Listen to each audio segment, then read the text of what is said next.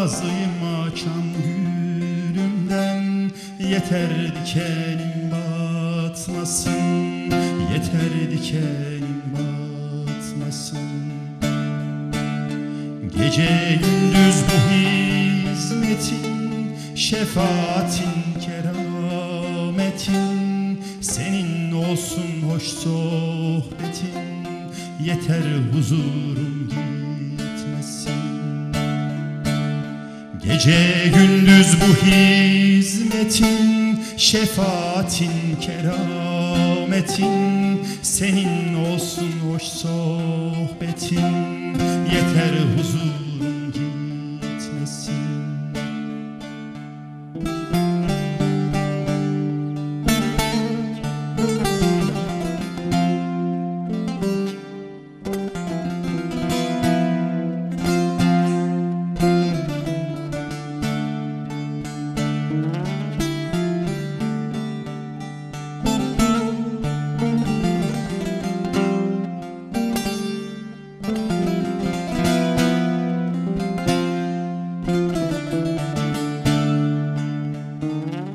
Taşa değmesin ayağın, lale sümbül açsın bağın.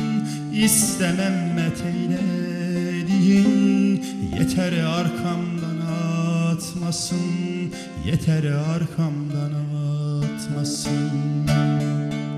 Kolay bu gerçeğe ermek, dost bağından güller dermek, orada kalsın değer vermek, yeter ucuza satmasın.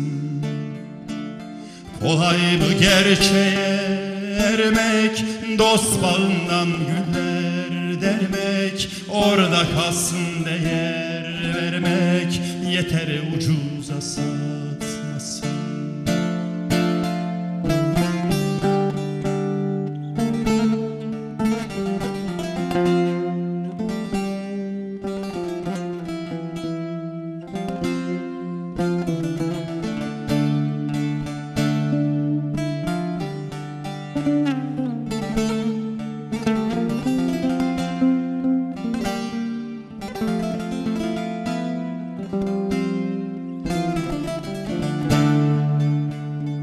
Sonu yoktur bu virdimin, dermanı yoktur derdimin. İstemem ilaç yardımın, yeter yakamdan tutmasın, yeter yakamdan tutmasın. Nesiniyem ay başıma, kanlar karıştı yaşıma, yağın gerekmez aşıma, yeter zehirin katmasın.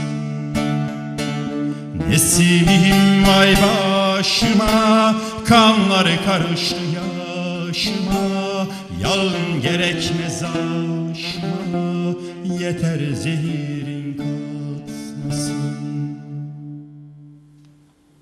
Çok teşekkürler arkadaşlar.